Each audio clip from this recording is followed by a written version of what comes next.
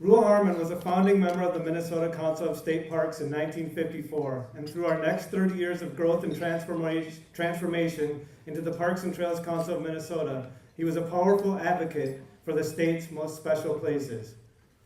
Each year, we recognize the outstanding achievements specific individuals have made on behalf of Parks and Trails by presenting them with our highest honor, the prestigious Reuel Harmon Award. People who receive the award have demonstrated their commitment to Parks and Trails through hard work, innovation, and results. No one exemplifies the spirit of the Reuel Harmon Award better than this year's recipient, Judge David Minge, who has taught all of us how one man with a heavily used bike can change the world. David grew up in Worthington, Minnesota, went to St. Olaf College, and then to law school at the University of Chicago. He worked at a law firm in Minneapolis, taught at the University of Wyoming College of Law, moved back to Minnesota and practiced law in Montevideo for 15 years before being elected to the first of 4 terms in Congress in 1992. He moved to St. Paul and was appointed to the Minnesota Court of Appeals in 2002, where he served until he retired in 2012. But enough about David's impeccable credentials. Let's get back to that bicycle. Oh, that bicycle. You see, once David got that bicycle, he was hooked. He wasn't into racing or having the latest and greatest bikes and equipment. We all know that. He just loved the feel of getting himself from place to place on his own 2 wheels. Wherever he's lived and worked, Worthington, Chicago, Wyoming, Montevideo, Washington, D.C., or the Twin Cities, David has used his bike for both transportation and recreation. What started as a way of getting to school and to activities when he was growing up has become so much more. Biking was so much a part of who he was that when he decided to run for Congress and his political team was looking for a gimmick, they asked his friends what they could have David do that would be cheap and memorable. The unanimous reply came, well, he rides a bike.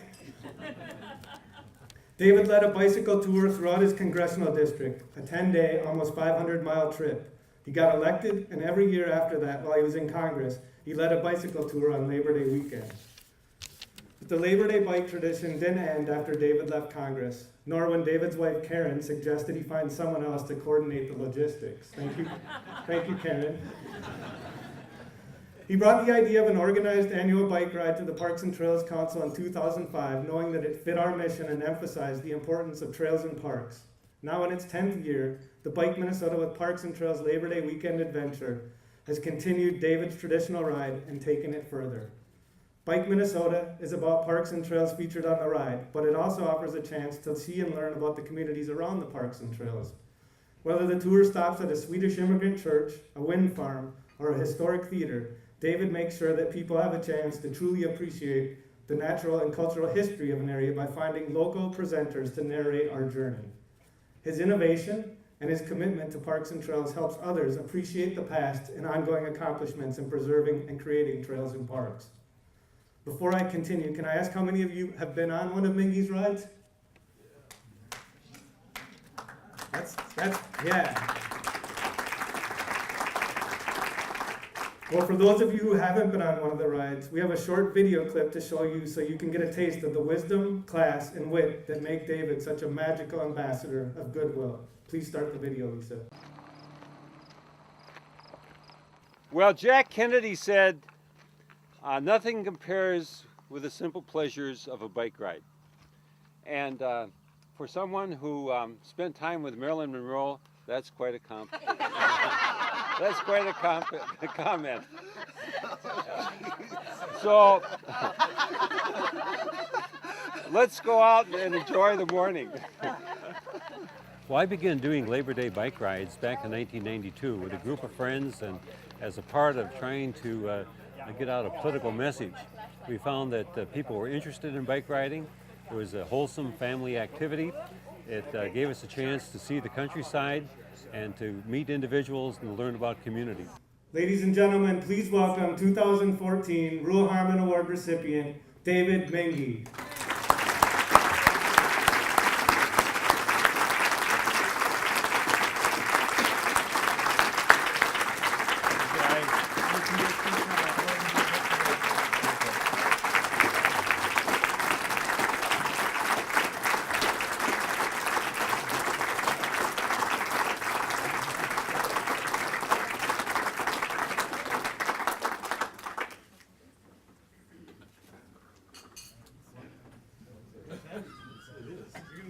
your sons to help you get it up. Well, unfortunately, that clip picked up part of my speech. So we shortened the speech considerably. This is something that, for me, it's a rare honor. It's an unexpected honor, and I look at the past recipients, and I'm very humbled. I think that there was sort of a decision that we had to give this award out every year, and let's just find somebody this year so we can continue on. But I also have read about Reuel Harmon, and I would just like to make the comment that he was a rare individual. He was a leader in the community in the state of Minnesota on many different activities, and due to his efforts and a couple of others, we now have the Parks and Trails Council of Minnesota. So he accomplished a great deal, and this award named after him is doubly an honor for that purpose, for that reason. I looked at the list of the past recipients, and I see that Willard Munger received the award in 1998. And it's ironic almost, or maybe it's appropriate, that this year we're going to be at Jay Cook State Park, and one of the day's rides will be to the Munger Inn. So we'll see where Willard Munger lived, and we will ride on the trail that bears his name, the Willard Munger Trail. Well, I have a couple of other comments or observations that I'd like to add in just a couple brief remarks. And one is about the importance of public places. Parks and trails are public places for refreshing, renewing, personal and family activity. The picnic table, the vistas, the history, the wildlife, the landscape, the walk, the ride, the journey in these natural settings are healing to the soul, they're refreshing, renewing, and they are exciting. I find that often some of the, what I think are the best ideas occur to me as I'm just riding down the street. You know, after a while you get sort of a rhythm, and you begin to enjoy what you're doing, and your mind wanders. And unfortunately, I guess I can't just sit down and think about what I'm trying to do, but riding a bike stimulates thought. I remember as a child that our family would routinely go to a nearby state park or a municipal park in the city of Worthington. And these were really highlights for us as children. There'd be hiking, there'd be swimming, there'd be wood ticks, all of these challenging opportunities. And we didn't have a family cabin, but our outdoor experience was going to a state park. That was really an important day. Now, as a public place, a park or a trail is open to everybody. The recent immigrant, the visitor to our state or our country, the single parent, the unemployed, the professional person, the banker, the professor, the teenager and the senior, the down and out, and the person at the top of her career. Everybody is a very egalitarian institution.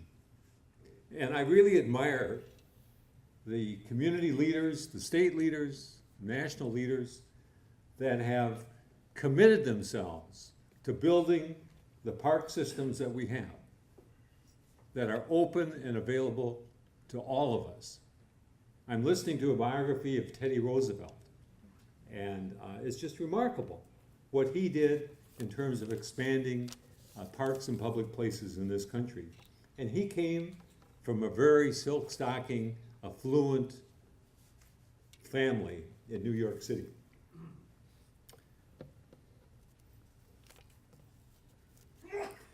Well, we have these rugged places, these scenic vistas, the rugged shorelines, and to be sure, we as a society must preserve them, but at the same time, we must preserve that sense of shared community, shared commitment to making these signature locations part of a public treasure, which, as I mentioned earlier, is available to everyone.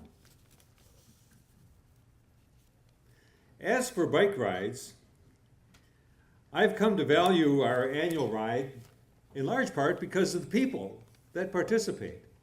We form friendships. Some have been on the rides for 7 or 8 years. Others, it might be the first time. But whatever it is, you quickly get to know the other riders. There's a chance to just sort of catch up and ride along for a half hour or sometimes an hour and to visit. There's an opportunity to see who enjoys what kind of food, who needs suntan lotion, who's really well tanned, who's an aggressive rider, who has a memorable laugh. All of these are part of kind of the community that develops in a ride, and we've had 75 people each year, and that seems to be a nice sort of critical mass. But it's also the opportunity to visit a park or two, to ride on a trail or two, and to learn about the history, the people, the natural settings, the region of our state that we're in. I know that after 4 rides in southwest Minnesota, some people wondered, really isn't there more to Minnesota than the old 2nd Congressional District? Well, I didn't think so. But we have gotten out to other areas, and often it's one of the smaller, more, you might say, more obscure state parks that is memorable and just as much fun or more fun than one of the signature parks. And I think in this regard of Lake Louise State Park and the community of Leroy in south central Minnesota. There are the Leroy people. And what a wonderful friends group exists out there. They were tremendous in terms of helping plan the ride and sponsoring events, innovative ideas. And so that ride down to Leroy, going in a windmill, a wind tower, seeing a calf born, visiting an Amish farm, visiting historic Forestville, and we even visited Iowa. I mean, what an opportunity as a part of a Minnesota ride. So the weekends are about biking, but they're also about these invigorating experiences. I'll skip the Jack Kennedy quotation. Somebody referred to the Swedish church. My ancestry is Norwegian, and I'll mention a couple of Norwegian-type incidents that we encountered.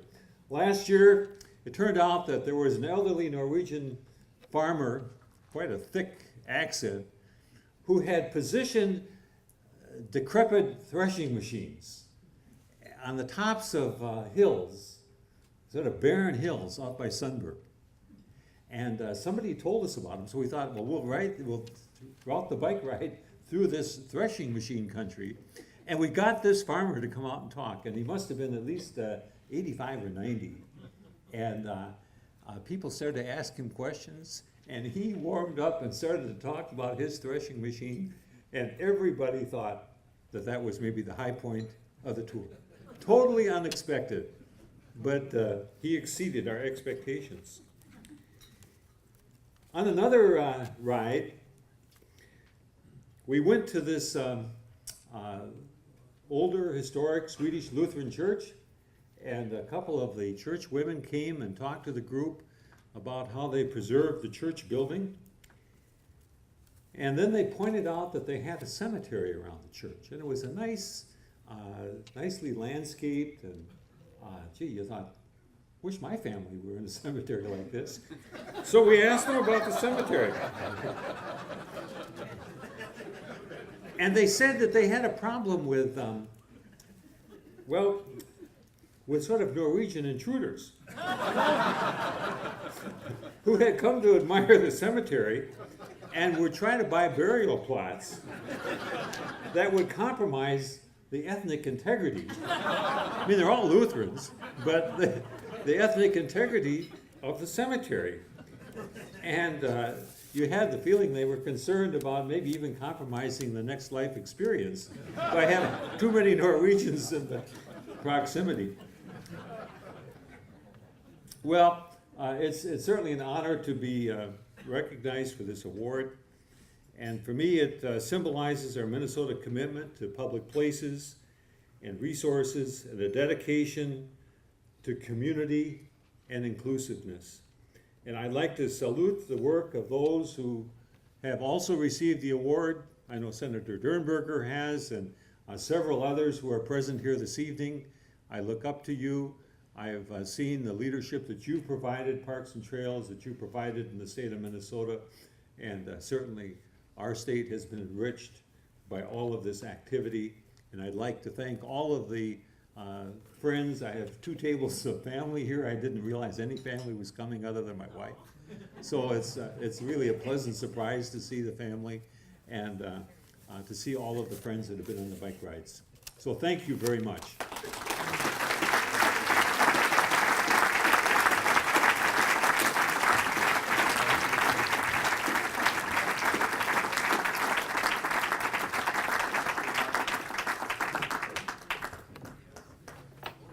Not so fast, David. We're not done honoring you yet. Remember how I said that Eric the Bike Man had a special surprise for you? Well, for those of you who have been on the Minge ride before, you are aware that in the early years, David had his own special bike clothing fashion line. Lisa, can you show the photo of David on the front page of the Mankato Free Press, sporting what we call the 2006 Minge Classic non-wicking, heavy on the plaid bike shirt. Ah yes, there it is. Who could ever forget? Well, David made those infamous plaid biking shirts the talk of the tour. He never released that particular clothing line to his adoring public. That is, until tonight.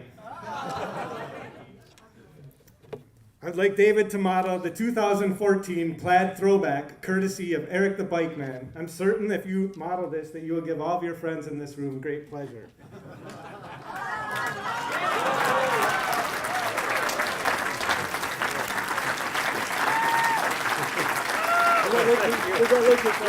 That's good. Be careful.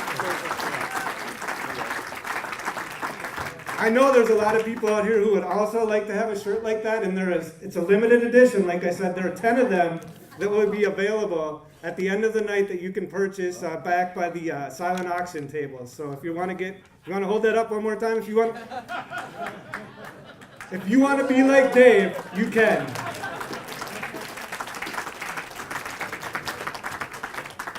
Dave, we're not quite done with you. I heard that tomorrow is your birthday. Just a matter of hours now is your birthday. Let's sing happy birthday. Happy birthday to you. Happy birthday to you. Happy birthday, dear David. Happy birthday to you.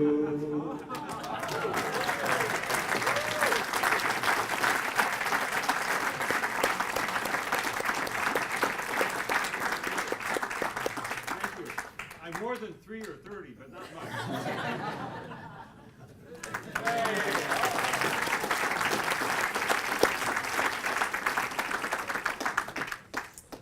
And as Dave mentioned, he does belong to a very elite club, and we also have Senator Dernberger, the former recipient of the Reuel Harmon Award, along with others tonight present, Eleanor Winston, Mike Pritchard, and Martin Kellogg. So all great people.